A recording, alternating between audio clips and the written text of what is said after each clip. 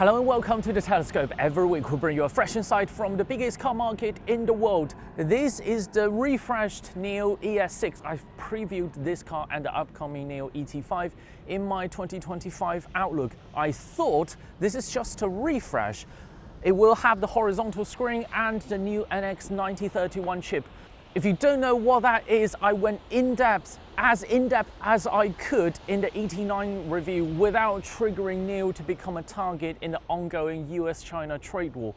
In a nutshell, the NX9031 is the most powerful ADAS chip in the world as we speak on May the 10th. It's more powerful than every single NVIDIA ADAS chip currently available on the market today, including the U iteration of the Thor platform.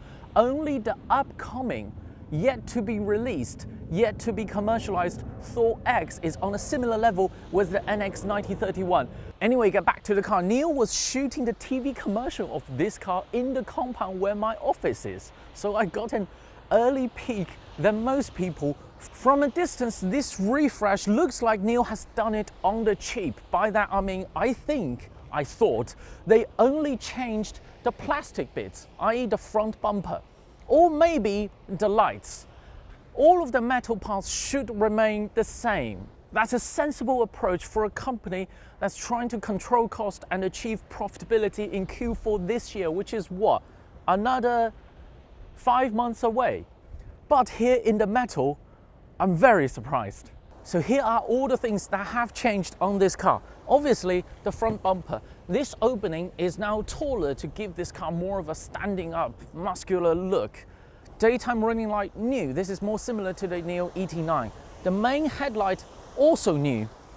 And this bonnet is also new. I hope under this strong sunlight, you can tell that this crease is now a lot sharper than the previous generation. This is metal. This is also not cheap.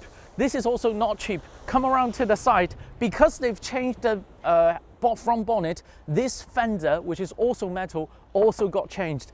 Come around to the side. This rear bumper also got changed. And all of the lower body plastic parts have changed to glossy black, also consistent with the NIO ET9, make this car look more premium. That's a lot of new parts. There's a lot of mid-cycle facelift that have changed a lot less body panel than this mild refresh, or should I really call it a facelift?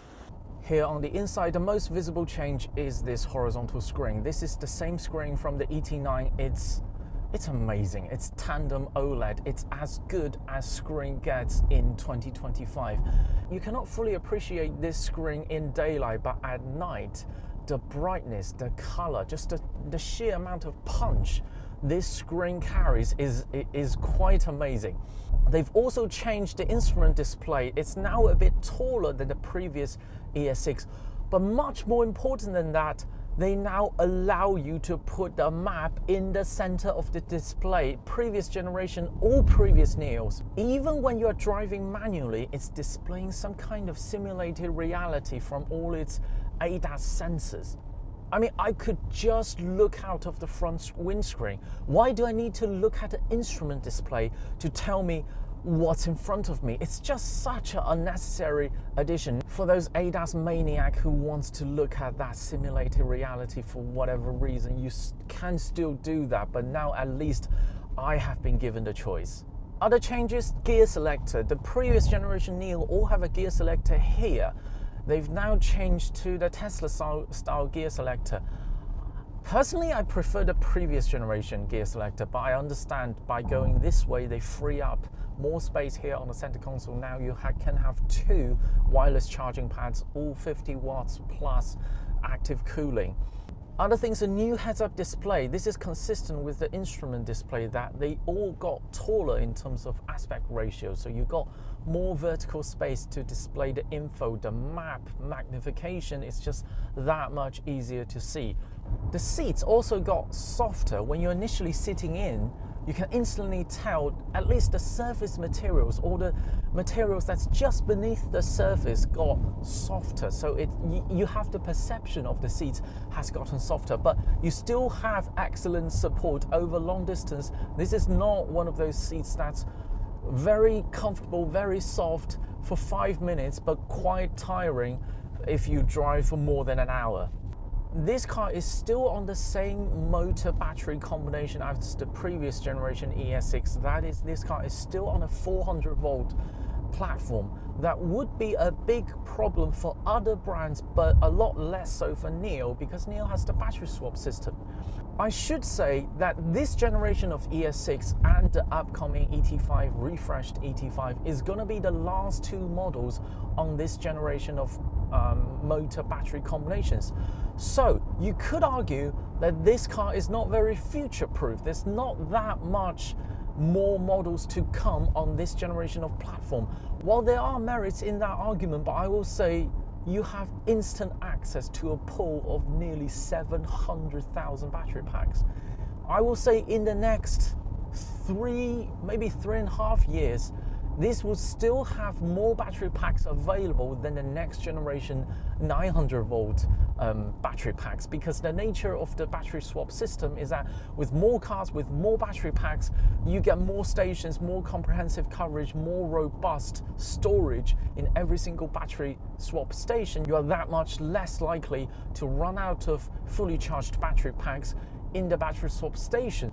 And also in the next 2 or 3 years, this ES6 and the ET5 will remain as NIO's major selling specs. So I don't think you need to worry that you're going to run out of new battery packs anytime soon.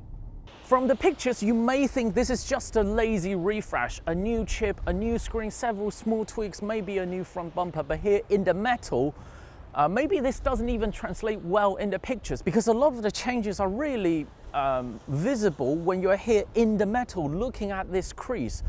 So they've made a lot of changes, spent a lot of money, and I do hope the market could recognize that, because if it's just me, if I know this company is trying to control cost and achieve profitability, I wouldn't spend this much effort on a midlife refresh.